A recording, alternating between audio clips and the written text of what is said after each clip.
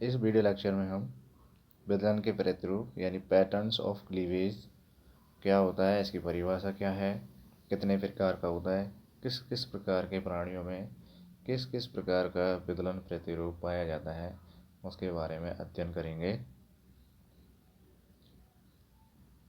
लगातार विदलनों के फलस्वरूप बनने वाले जो कोरक खंड हैं वो भिन्न भिन्न प्राणियों में भिन्न भिन्न रूपों में व्यवस्थित या विन्यासित होते हैं। तो इस प्रकार की जो व्यवस्था होती है उसको हम विदलन का प्रतिरूप कहते हैं। ये अलग अलग प्राणियों में अलग अलग प्रकार का क्लीवेज का पैटर्न पाया जाता है। उसमें कुछ विशेष प्रकार के यहाँ पर उदाहरण दिए जा रहे हैं कि किस प्रकार का क्लीवेज पैटर्न्स हो सकता है। तो फर्स्ट आता है रेडियल क्लीवेज यानी अरीय विदलन। इस प्रकार का विदलन ड्यूटेरोस्टोम्स प्राणियों में पाया जाता है। ड्यूटेरोस्टोम प्राणी का मतलब हुआ कि ऐसे जीव जिनमें ब्लास्टोपोर के द्वारा पहले माउथ पार्ट डेवलप नहीं होता है वो ड्यूटेरोस्टोम प्राणी कहलाते हैं। जो इस प्रकार का क्लीवेज किसमें पाया जाता है? ड्यूटेरोस्टोम जीवों में पाया जाता है। विदलन इस प्रकार का जो विभाजन होता है उसमें कोशिकाओं के निचले और ऊपरी जो तल होते हैं टीयर, ठीक है, एक दूसरे के ठीक ऊपर नीचे व्यवस्थित हो जाते हैं। यानी अरीय जो विदलन होता है इसमें जो कोशिकाएं यानी ब्लास्टोमियर्स बनते हैं वो एक ऊपर फिर एक नीचे फिर एक ऊपर एक नीचे ठीक ऊपर नीचे एक दूसरे के ऊपर व्यवस्थित रहते हैं। जबकि इसके विपरीत सर्पिल विदलन में ऊपरी तल की जो कोशिकाएं होती हैं वो निचले तल की कोशिकाओं के खांचों के बीच में जो स्थान होता है उसके रूप में व्यवस्थित होती हैं। तो यहाँ तो हमें केवल अरीय विदलन के बारे में देखना है कि इस प्रकार के विदलन में क्या होता है कि जो कोशिकाएं या ब्लास्टोमियर्स जो बनता है तो वो एक दूसरे के ऊपर व्यवस्थित है। यानी कि जैसे ईंट जमी रहती है ना, एक के ऊपर एक एक के ऊपर एक, जैसे आप डायग्राम में देखिए आगे, यहाँ देखिए ये क्लीवेज हो रहा है, सेल डिवाइड हो रही है इस तरीके से, ये फर्स्ट क्लीवेज है, ठीक है। तो उसके दौरान 4 ब्लास्टोमियर बन गए, आपको ये दिखाई दे रहे हैं 4, ये सेकंड क्लीवेज हो रहा है। तो ये कोशिका इस वाली कोशिका के ऊपर स्थित है, ये वाली जो कोशिका है वो इसको यानी कि एक कोशिका दूसरी कोशिका के ऊपर टिकी हुई है, इस तरीके से व्यवस्थित होती है। नेक्स्ट डायग्राम में देख लीजिए, एक दूसरी कोशिकाएं यहाँ दिखाई दे रही हैं आपको, एक दूसरे के ऊपर व्यवस्थित हो रही है ये। तो इस प्रकार का विदलन कहलाता है आपका अरीय विदलन। इस प्रकार के विदलन में क्या होता है कि जो आगामी क्रैमिक विदलन होता है वो सीधे होते हैं और विदलन खांचे एक दूसरे के 90 डिग्री यानी समकोण पर काटते हैं एक दूसरे को। इस प्रकार के विदलन से जो उत्पन्न होने वाले सभी जो ब्लास्टोमियर्स होते हैं उनका आकार समान होता है और अरीय रूप में विन्यासित होते हैं। समझ गए? खास बात क्या है कि आगामी क्रैमिक विदलन सीधे होते हैं और विदलन के जो खांच है वो एक दूसरे को 90 डिग्री पर काटती है यानी समकोण पर काटती हैं। और जो विदलन के फलस्वरूप ब्लास्टोमियर्स बनते हैं उनका आकार समान होता है और अरीय रूप में विन्यासित हो जाते हैं। इस प्रकार का जो विदलन होता है वो जैसे कि स्पंज होते हैं, स्पंज में पाए जाते हैं, ठीक है। सिलेंट्रेट्स में भी पाए जाते हैं, सिलेंट्रेट्स में भी पाए जाते हैं। इकाइनोडर्मेट्स होता है ना, उनमें भी अरीय विदलन पाया जाता है। इसके बेस्ट एग्जाम्पल स्पंज, सिलेंट्रेट्स और इकाइनोडर्मेटा जो प्राणी होते हैं उन प्राणियों में अरीय विदलन पाया जाता है। अब आता है वाई रेडियल क्लीवेज, द्विअरीय क्लीवेज।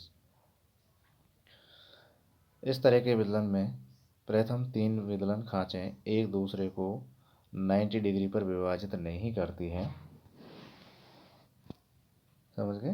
प्रथम 3 विदलन खांचें एक दूसरे को 90 डिग्री पर समकोण पर विभाजित नहीं करती हैं और इस विदलन के फलस्वरूप ब्लास्टोमियर्स 2 कतारों में व्यवस्थित हो जाते हैं। इस प्रकार का विदलन कहलाएगा वाई रेडियल क्लीवेज, ठीक है। यानी ब्लास्टोमियर्स 2 लाइंस में बन जाते हैं, एक दूसरे के ऊपर सेट हो जाते हैं, इसलिए इसको हम वाई रेडियल क्लीवेज कहते हैं। इसका एग्जाम्पल क्या है? टीनोफोरा और एशिला संघ के जो प्राणी होते हैं उनमें बाइरेडियल क्लीवेज पाया जाता है। अब आता है सर्पिल विदलन यानी कि स्पाइरल क्लीवेज। इस प्रकार का जो क्लीवेज है वो प्रोटोस्टोम जीवों में, यानी जो ब्लास्टोपोर होता है उससे पहले माउथ का डेवलपमेंट होता है, इसलिए उसको हम प्रोटोस्टोम कहते हैं। Proto mean first, means first में क्या बन रहा है, माउथ, किस, ब्लास्टोमियर से, सॉरी ब्लास्टोपोर से फर्स्ट डेवलपमेंट किसका हो रहा है, माउथ का, तो उनको हम प्रोटोस्टोम एनिमल्स कहते हैं। तो इस प्रकार का जो विदलन है वो प्रोटोस्टोम जीवों में पाया जाता है। इस प्रकार के विदलन के अंडे के चारों ओर कोशिका के विभिन्न भागों में रोटेशनल मूवमेंट पाया जाता है, घूर्णन गति पाई जाती है, जिसके कारण विदलन खांचे सीधी नहीं होकर के अंडे की जो सक्रिय और अल्प सक्रिय अक्ष पर तिरछी हो जाती है, ठीक है, ऑब्लिक टाइप में हो जाती है, अतः इसे तिरछी विदलन भी कहते हैं। इस प्रकार का विदलन अरीय विदलन का ही रूपांतरण होता है। इसमें घूर्णन गति के कारण निचले स्तर में पाए जाने वाले कोरक खंड ऊपर वाले कोरक खंडों के ठीक नीचे उपस्थित नहीं होकर के मध्य में उपस्थित होते हैं, ठीक है। इस तरह का विदलन एनेलिड्स, वो इस प्रकार के किन किन जीवों में पाया जाता है, एनेलिडा हो गया, मोलस्क हो गया, निमार्टीन्स है, रोटीफर्स है, प्लेनेरियंस है, इन प्राणियों में सर्पिल विदलन, स्पाइरल विदलन पाया जाता है।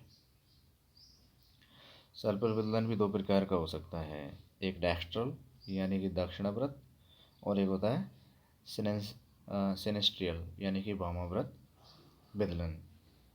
तो जो डेक्स्ट्रल स्पाइरल क्लीवेज होता है, इसमें जो रोटेशन होता है, यानी कि यह वह सर्पिल विदलन होता है जिसमें जो ब्लास्टोमियर्स होते हैं उनका मूवमेंट राइट हैंड क्लॉकवाइज प्रकार का होता है, इसलिए इसको हम कहेंगे डेक्स्ट्रल स्पाइरल क्लीवेज, ठीक है। और वामाव्रत सिनेस्ट्रल, सिनेस्ट्रल में क्या होगा कि जो ब्लास्टोमियर्स होते हैं, खंड होते हैं, उनका जो मूवमेंट होगा वो rotational movement left hand side में होगा, एंटी क्लॉकवाइज होता है, इसलिए उसको हम कहेंगे सिनेस्ट्रियल स्पाइरल क्लीवेज या वामाव्रत सर्पिल विदलन। यह डायग्राम में आप देख पा रहे हैं।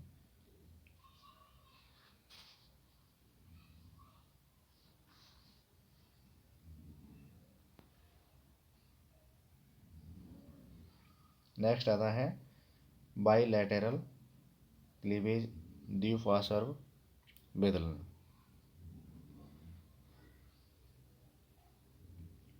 इस प्रकार के विदलन में जो विदलन खांचे हैं वो इस प्रकार से बनती हैं कि जो नए बनने वाले कोरक खंड होते हैं उनमें द्विपार्श्व सम्मति विन्यासित हो जाती है। द्विपार्श्व सम्मति भ्रूण में 4 कोशिका अवस्था में ही स्थापित हो जाती है, यानी कि बाइलैटरल जो क्लीवेज है, जब नंबर ऑफ सेल्स 4 हो जाता है, यानी कि एक सेल डिवाइड हो रही है तो 2 बनेगी, फिर 2 से 4 हो गई, यानी कि सेकंड या थर्ड जो क्लीवेज होगा उस दौरान, ठीक है, द्विपार्श्व सम्मति में भ्रूण 4 कोश की अवस्था में ही स्थापित हो जाती है। इस प्रकार कोशिकाओं में, इस प्रकार ये जो 4 कोशिकाएं बनती हैं उन कोशिकाओं में 2 कोशिकाएं तो छोटी और 2 कोशिकाएं बड़ी हो जाती हैं, समझ रहे हैं। जैसे यहाँ डायग्राम में देखिए आप, ये ऊपर वाली जो सेल है इसका आकार बड़ा है, ये देखिए इनका आकार बड़ा है, नीचे वाली कोशिकाओं का आकार ये जो दिखाई दे रहा है आपको ये छोटा आकार, ऊपर वाली कोशिका इनका आकार बड़ा है, ठीक है। तो 4 जो कोशिकाएं बनेंगी उनमें 2 कोशिकाएं छोटी होंगी और 2 कोशिकाएं बड़ी होंगी। तो यह विदलन भी अरीय विदलन का ही रूपांतरण है। और इस प्रकार के विदलन खास करके से एनिमल्स में पाया जाएगा, ट्यूनिकेट्स, एम्फियोक्सस और जितने भी हायर वर्टिब्रेट्स होते हैं, सभी जो कशेरुकी के प्राणी होते हैं उनमें द्विपार्श्व सम्मति पाई जाती है। विदलन के जो प्रतिरूप होते हैं, यानी कि पैटर्न ऑफ जो क्लीवेज होता है उसका कंट्रोल कौन करता है ना, ये भी एक इम्पोर्टेंट चीज़ है। तो पैटर्न ऑफ क्लीवेज का कंट्रोल यानी रेगुलेशन विदलन के जो यानी कि जो नियंत्रित करने वाला कारक कौन सा होगा, पीतक की मात्रा, है ना, उसके अलावा जो एग कॉर्टेक्स है वो, इसकी विस्कोसिटी, और जो तारक किरणें होती हैं उनके द्वारा इसका कंट्रोल किया जाता है, निर्धारित किया जाता है। यानी कि हमने 4 प्रकार का विदलन पढ़ा। ठीक है, 4 प्रकार का विदलन प्रतिरूप होता है, अरीय, द्विअरीय, सर्पिल और बाइलेटेरियल। तो इनका निर्धारण करता कौन है, इसके लिए मेन कंट्रोल करने वाला रेगुलेशन फैक्टर कौन सा होता है। तो इसके मुख्य 4 प्रकार के कारक होते हैं, जैसे पीतक की मात्रा, एकोर्टेक्स, विस्कोसिटी और तारा किरणें। इन चीज़ों के द्वारा जो क्लीवेज का विदलन का प्रतिरूप है वो निर्धारित होता है।